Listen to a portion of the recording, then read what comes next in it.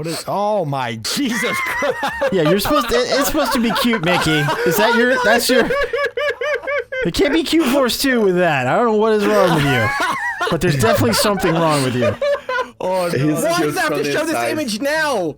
It didn't before, did it? It didn't in the earlier versions, did it? Because I remember in the earlier versions, we wouldn't find out what we chose until we got into the game and found each other. Oh no, I see that ugly bastard. I see him.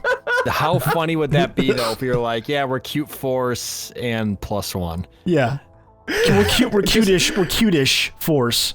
Well, look, my species name is I am cute. Okay, so clearly it's on the inside. And if you'd like, I'd give you a hug on your insides after I tear you apart. Oh, good lord. Wait, is that one of the plant ones? It is, right? It is, yeah. Man, that thing is horrifying. Hence, I'm cute. Okay, I was the Cutarian Empire before, and now I'm going to be the Cutarian regime. Oh, okay. Yeah. And I'm going to pick something really cute like Mickey did. Oh, you guys are killing me.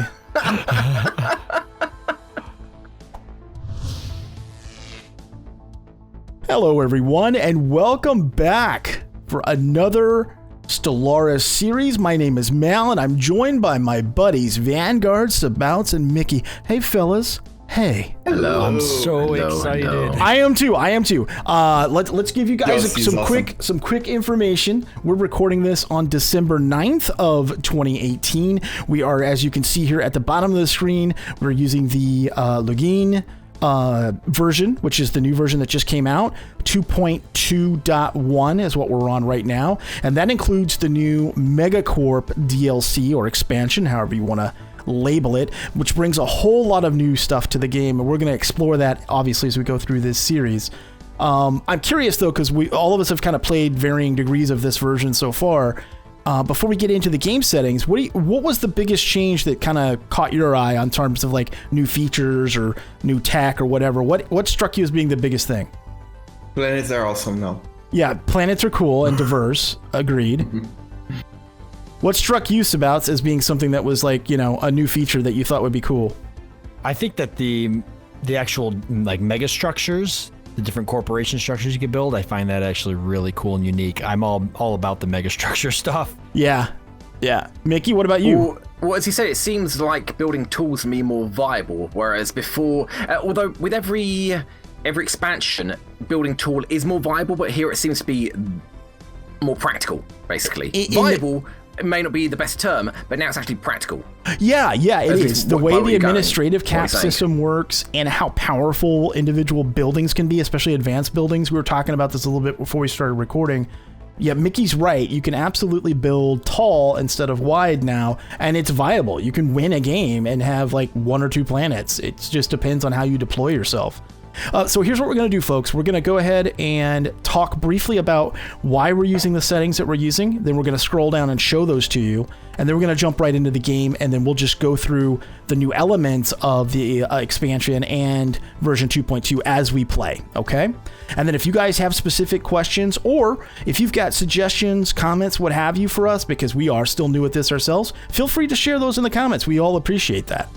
Okay, so the idea on the settings that we're ending up using here is that we wanted the beginning game to be somewhat fast-paced, because the overall pace of 2.2 is a lot slower than previous versions. It takes a lot longer to encounter other empires and to really get things going. So what we wanted to do is create quite a bit of friction. So we're doing a medium size, as you can see here, elliptical shape, and then we're going to scroll down here and show you the other settings. And they're all designed to do 2 things. One, to make sure that we have a good challenge. That's why we're playing on such a high difficulty. And that we encounter, hopefully, each other and other empires relatively soon. Matter of fact, we may even at times make cuts in the videos if there's like long periods where we're not doing anything other than, you know, like going to the next system or what have you. So without further ado, welcome to Cutish. We're going to call it Cutish Force 2. Whoa, what do you mean ish? What do you mean ish? Well, I think we can all agree that your hideous bastard plant guy is not exactly the definition of cute there, Mickey. Hey, we can't all be born cute, okay? Some of us are cute just on the inside, and frankly, I think that matters most. It matters most. Yeah. I'm cute on the inside. You're cute on the outside. You guys are going to be vicious. Like, I can picture Sabouts just eating people's flesh. Well, those starfish are ready to rock, man. I know that. All right, folks. We'll see you on the other side. Okay, here we go, folks. So things are going to look a lot differently to you if you've played Stellaris before. And if you've never played Stellaris, well, then welcome to the experience. It's a little bit more complex than it used to be, but it makes a lot more sense in my opinion. The standard things are still the same. You set your research. I'm going to go for anything that adds to research right away. So I'm picking research right across the board. And then as you can see across the top, we've got energy credits, minerals, food, consumer goods, alloys, influence, unity. Then we've got our research. We've got our rare resources, which is quite different than it was before. It has a much bigger game impact than it did. You've got your administrative cap, and then a breakdown of your systems, your colonies, your total pop, what your starbase capacity is, and your naval capacity. Now, we'll talk about these as we go along. The biggest change has got to be that I would say that energy credits and minerals are truly raw resources now and don't mean a lot other than for maintenance purposes. It's what these things turn into that matter. So like in the case of minerals, you end up turning those into consumer goods, which is used to create things like amenities that keep your people happy and adds to such things as like research, or alloys, which you basically need as a baseline advanced resource to build virtually anything. Minerals don't build anything really anymore other than maybe some surface based like some buildings and whatnot. Okay, so guys, two of us have not played this version a whole lot. Are you guys overwhelmed yet? No, it's not. It's a different game. Right? I'm good. I'm fine. It's okay. I can make it. It's definitely a different game. Yeah, and it's a way better game now. Yeah. I think so too. It's more complex, but it makes more sense. And I think it's more fun now because you have so many things that you can do to tweak your empire beyond just what you choose at the beginning. So if you guys want to go to like your planet, and we could talk about that a little bit, there's some big changes here. So you guys will see districts on the left-hand side, then buildings, then governor. So districts, you have a maximum number, like for example, right now I have 4 out of 12 districts. I can have a total of 12 districts, and those are independent of the buildings. You'll see the buildings unlock with population. Like we should all be looking at one open slot and then the next one opening up at 30. Is that what you guys have too? Yep. Okay. Yep. Buildings are typically quite expensive, particularly towards the mid game, and it's the upkeep that you have to pay attention to, because you might have a building. I'm going to click on this alloy foundries as an example. Should be your third building in. If you click on that, pretty soon we're going to get a tech upgrade for, I think it's called Mega Foundries, and it's one of the things that you're going to want to get pretty early on because it pumps out considerably more alloys. However, once you upgrade it, it actually has, I think is it the volatile mote or the rare crystal that it requires, Vanguard? It's volatile motes. Okay, so what'll happen is you might be able to build an upgrade and then not be able to actually use it because you don't have the ability to upkeep it. Yeah, you need to every resource that you use to upgrade a building, you also use to upkeep a building. So it doesn't matter if you buy the resource from the markets, and then you can't upkeep the building because you don't have the resource on your planet. So you need to build the volatile producing building that it's a locked technology that we don't start the game with. So as you guys are looking at this stuff, Sabouts, Mickey, just ask myself and Bruno, and we'll do the best to explain it to you guys and to the audience, for the folks that are new to this. Baseline though, the districts, you've got city districts, which essentially give you housing. Just think of it as more space, because down below you'll see on the bottom left-hand corner, there's like the smiley faces. Those are your amenities, kind of like in Civilization. Actually, exactly like in Civilization. You have to have enough amenities to keep your people happy, and you do get bonuses the happier they are. It really does matter. Then next to that, you have housing. If you're deficient on housing, it affects everything. So you want to make sure you keep an eye on that. Then you've got whether or not you have any population unemployed.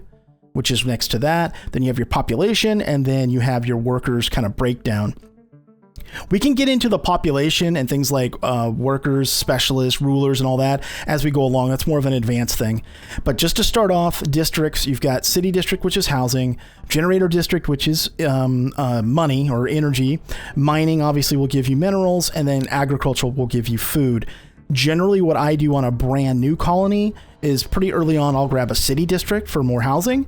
And then once I've got the tech unlocked, and let me see if you get it by default. You do have it by default. Hollow theaters for entertainer jobs, which gives you, it turns consumer goods into Unity and amenities. It's usually one of the first things I get.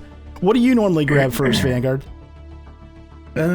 Actually, I'm grabbing science ships to explore the galaxy, and I'm ignoring my colony. You're ignoring your colony? Yeah.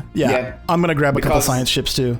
Yeah, I need to figure out how to produce more alloys because I was going to be the warmonger guy, so developing my colony is not a priority for me right now because I'm not going to build a wide empire. I'm going to build a tall one, so it just doesn't matter. I have better places to expand my resources now. But what you said makes completely sense if you want to build a wide empire and not a militaristic one. I'm in the southwest corner, directly southwest. If you're gonna build an empire, I am dead south. Wide, right it's better to build. Yeah, I'm 6 p.m. near the center. It's better to improve your planet then. If you want to build wide amounts, or if you want to build tall. Wide. If you want to build wide, grab expansion. Grab expansion. So you would go with a science ship right away. Actually, I'm gonna get 2 science ships as quickly as I can afford them. And usually it's the alloys that slow down getting them. But like I already got a second science ship, so I need a second science ship. Okay. Yeah. So I'm doing that. I'm sending my guys out to survey. It takes considerably longer to survey stuff now. I see that. Yeah. Pirates, however, are handled completely differently. Each route will have a baseline, essentially, I think they call it trade value defense or something like that. Basically, pirates don't show up nearly as often, and they're nowhere near as annoying as they used to be. It was another really good change. There's also one thing that I realized. If you put a few corvettes patrolling between systems, there's no chance a pirate will spawn. Right. And smaller ships have a higher pirate protection value. So like a 10 or even 6 corvettes patrolling around multiple systems can pretty much ensure that you won't have any pirates spawn. They'll suppress them. Yeah. Exactly. Oh, thank God. Remember how he gets so annoyed that they just keep popping up? Yep. Yeah, we actually talked about that. Yeah, it doesn't do that anymore, which is great. So where do we actually build ships? You click on your shipyard and then click on the shipyard tab and you can build your ships from there. So if you're on your outlier, you'll have planets, and then underneath planets, you should have shipyards. Okay. And Mo, you asked it before. I'm going to build a token. I don't know how to tell them how to say this word. A monument, so I can get more units. Oh, you're gonna okay. And then my empire has a penalty for that, so I'm trying to compensate. And I got my first tradition, and I opened up discovery for the anomaly research. And what I'm gonna do is I'm gonna bounce off a couple of these. Yeah, I did the same thing. I'm going to grab Discovery Opener, and then I'm going to grab To Go Boldly, which is another survey speed upgrade. And then after that, I'll start expansion traditions. Cool. And you guys, going Discovery or expansion is the best start, no matter what empire you have. One of those two is always the best one, at least in my opinion. You guys let me know when you want me to speed it up. Ooh, I got a system with 3 stars in it. Yeah, there are trinary systems now also. It's very nice to see that. That's cool. Binary and trinary systems. You guys want to move it to fast? Go for it. Sure. I'm feeling confident in my ability. You can research any anomaly with no risk now. Now there might be an event. Die anymore. That's one of the best changes. The biggest impact is that depending on the level of your scientists, a really high level anomaly might take you like a year to do. Okay. That's another reason why surveying takes a little longer now. I see that. Relative difficulty challenging. Okay. Yeah. So Leave sometimes, B for now. Yeah, sometimes if you've got like a 5 or higher one in the early game, it's better to just leave it. And then after you've taken a couple traditions that help you with that stuff, go back and get them. Yep. Okay. Yeah, basically everything that I didn't like about this game, except for the ground combat, they changed it for better. And honestly, ground combat, I don't know if they intended to do this. I imagine they did. Ground combat's almost irrelevant now because you can take territory from other empires without even ever putting boots on the ground now. Yeah, that's true. Okay, now since I'm of the new corporate affinity, we forgot to tell that who's playing Megacorp and who's not, Mal. We forgot to tell about it. I think I'm the only one playing the Megacorp. I think you guys all took something else, right? Yeah, I took a normal race. So I'm doing this new corporate one. So I took, so I have the corporate ethic, and my civics are private prospectors, which gives me access to the private colony ship, which I'm about to build right now, and franchising, which helps me with branch offices. But we'll get into that later. But yeah, the private colony. Did anybody else get the private colony ship stuff? Because that's a really good one. I didn't. No. Yeah, 500 energy. Research. Yeah, it still is. You guys can still get it. Okay.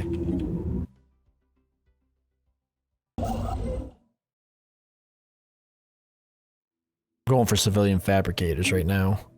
That is a system survey complete. Consumer goods. It'll create consumer goods for you.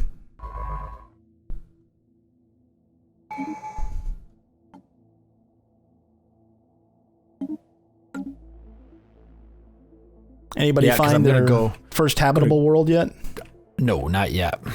You're guaranteed 2. That's the way we have the settings. I have found a habitable world, yes. Yeah, I found 1 so far. So we're all along the southern corridor then? Yep. Okay. That's cool. Yeah, I'm south, but right at the bottom. Okay. So you're over at that like Zakira patch or what have you? I'll have to go back to you. Hold on. Yeah, I'm above that. You're above that? Okay. Good. So it grouped us. Nice. You'll see the patch. Yeah, I am to the southeast of that. Okay. Did you guys see that little symbol that looks like a little ring? Looks like almost like a wedding ring. It's like a little circle with a triangle on top. Trade value. Where is it at? If you look at your system, like your home system, there'll be a little gray symbol that says trade value. Okay, yep, got it. Okay, so trade value, if you guys go to your policies real quick, you can see that trade policy is, you've got choices here. So right now, by default, I have wealth creation, so my trade value turns into money. But if I wanted to, I could change it to consumer benefits, where it's half money and 0.25 of consumer goods, or I could change it into 0.5 energy and 0.15 unity. So you have much more control over your economics now. Ah, cool. So the more trade value, the better, and then you can turn it into things that you need kind of on the fly, instead of where before you had less flexibility. Now you can change things when you need to. Which is awesome. Yeah, it's really cool. Construction complete. You can also, on your left-hand side, the third one down, you have the market. So if you need minerals, you can buy them here, or whatever resource you need, you can buy on the market, and you can even set up monthly trades. So, because when you expand in previous versions, you might run out of energy for a little while, or you might need a little bit more minerals just for a temporary time. You can go and just set up monthly trades so that you don't have to constantly have to try to figure out, build this building on this planet to catch up or whatever. You don't have to do that anymore.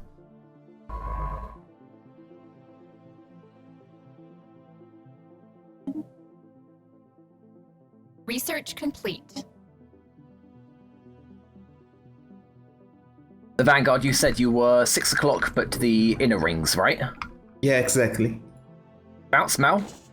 I'm in the outside edge, southwest. Okay, so you're opposite to me. I mean, same south, but the other side. Abouts? I am west. Southwest-ish. So on the outer edge or inside edge? Outer edge more. Okay, so you're just above me then. Okay. Okay, so I'm going to be the east front Anomaly found. of this half of the ring.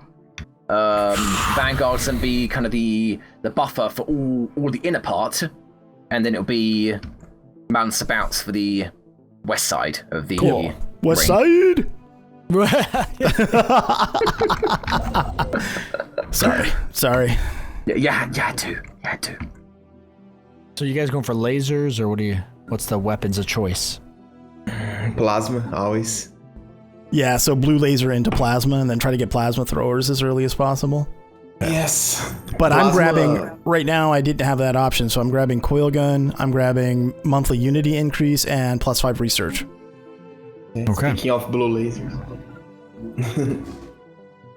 The two technologies you want to go are torpedoes and plasma in this game, unless they changed it completely. No, plasma throwers are still really good. Yeah, they have the highest DPS, so it doesn't matter if they are bad against shields, because torpedoes ignore shields, so pick one and go for it. Building a new home. Ooh, that timing worked out.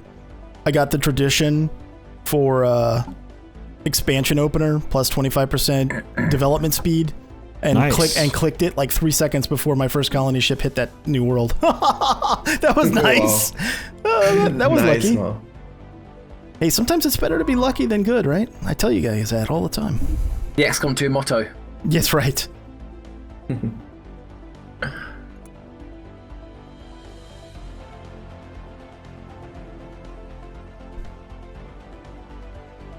For you, Sabouts, alloys is going to be the most important thing. Okay. Obviously, because that's going to allow you to build up the fleet. We should probably tell people this. So, Sabouts is expansionist, and he's our kind of resource guy. And then Vanguard is our military commander. So his empire is set up for mid game and late game combat effectiveness. Mickey, you're doing production Business, of resources. money. Okay. Yeah. And then I'm doing As much as I can.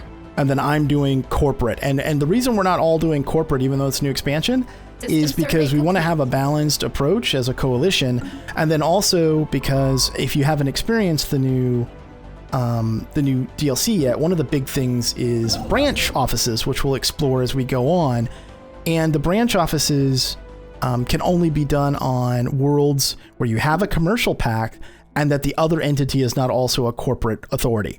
In other words, we could have agreements, like for instance, Sabouts and I could both have agreements with each other, but if we were both corporate, we wouldn't be able to put branch offices on each other's worlds. And there's a big benefit to doing that. So that's why we made the decision to kind of spread out how we're doing things. So hopefully that makes sense to people. Okay. You better make sense of it, guys. You better. Yeah, right. You have no choice. You will understand what we're saying to you. Okay. One of the early things you can do too, guys, is you should have if you look at a planet and you remember the blockers, how it would be on the tiles. Now the blockers are on the left-hand side and the kind of towards the bottom. You guys see that? Yep. Planetary blockers.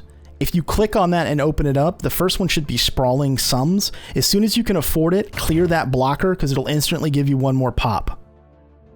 Oh yeah, that's true. I forgot about it. Say that again. Where is it? Okay, open up like your home world. And then here, I'm going to pause it for just a second. Open up your home world. And then you see the little like caution tape square down there for the blockers.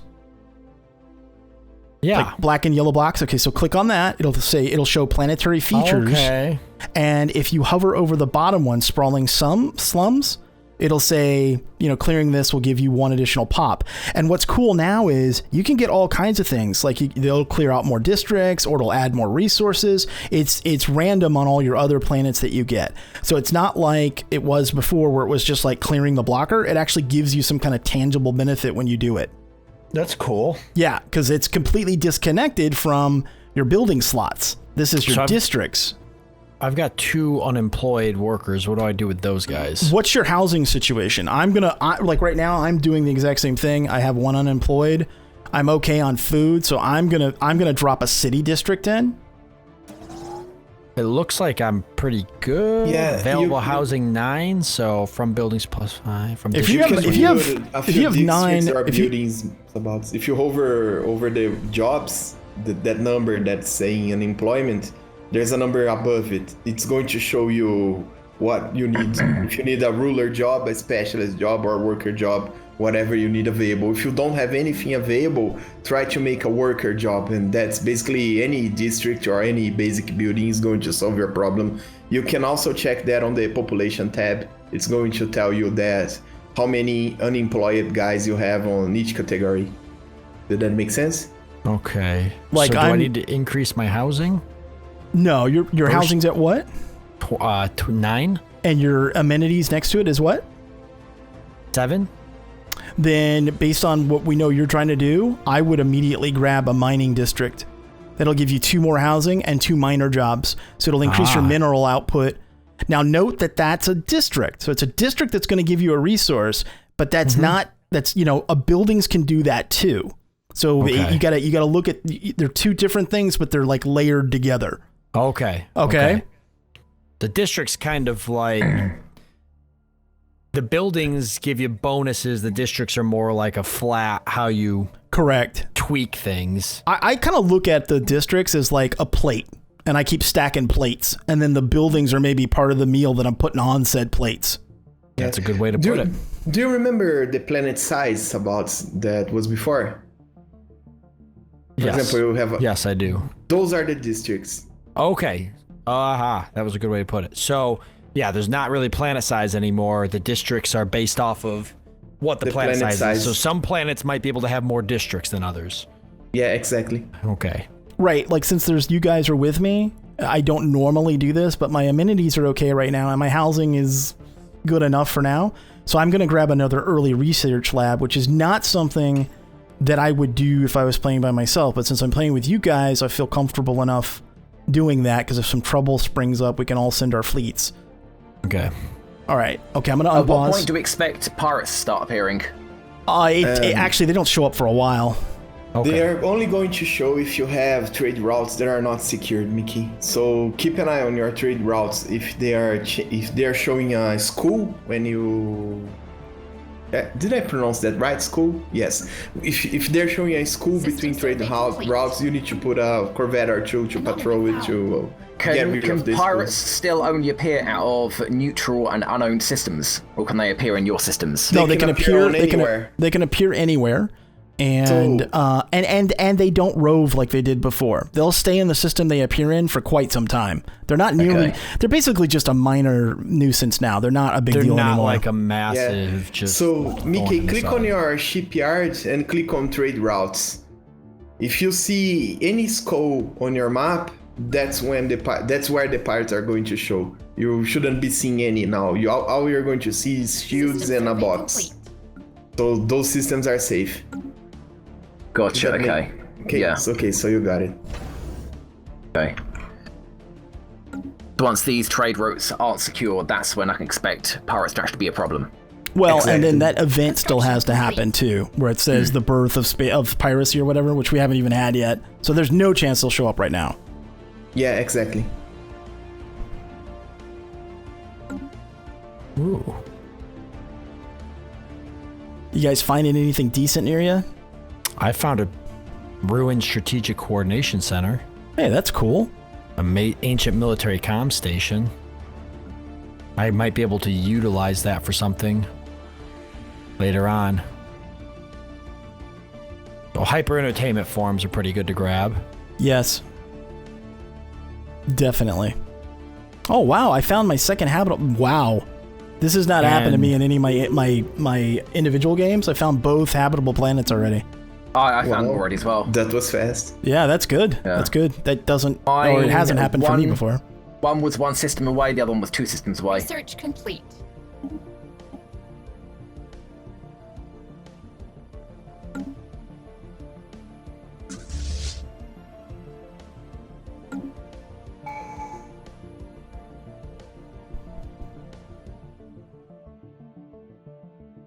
Right, so now researching events is less of a question of risking an RNG roll on the scientist and more, can I afford to do this right now in terms of time resource? Right. Instead of being a, one of the things you brought up before, Mickey, was like how ridiculous it was that, you basically were rolling the dice every time. Yeah. Now there's no dice roll. It's just, like you said, it's a strategic decision. Do I want to do this now or not?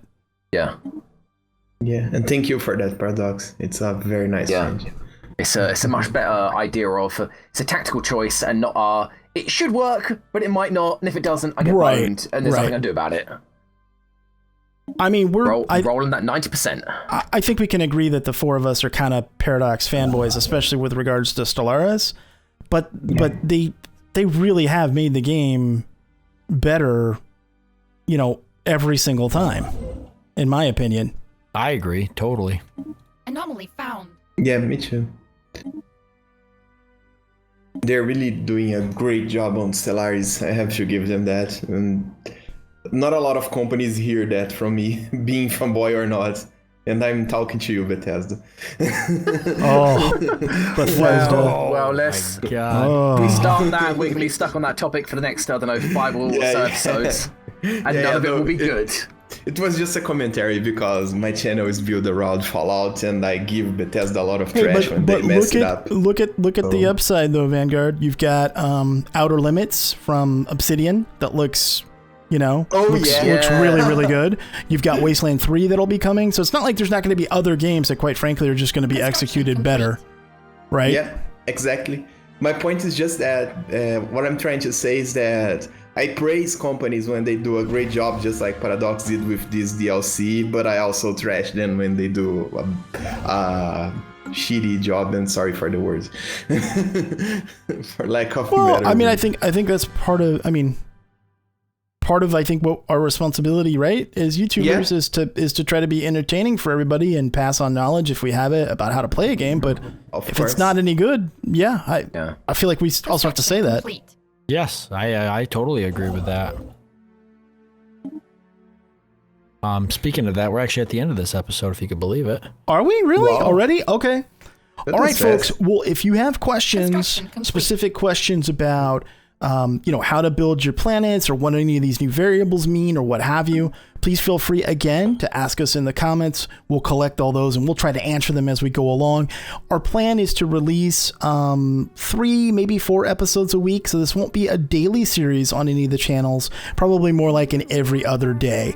We just feel like we've tried it both ways and that seems to be a little bit better for people versus a daily episode. So we hope you enjoyed this one. If you did, consider hitting that thumbs up. Thanks so much for watching. Till next time, I'm Mal for our motley group of semi-cute guys. Wow. Yeah, looking at you, Mickey. Completely cute. Yeah, completely cute, horrific plant creature thing. Anyway, thanks for watching, folks. I'm Mal for Sabouts, Vanguard, and Mickey, and we will see you later. Bye-bye. Bye, guys.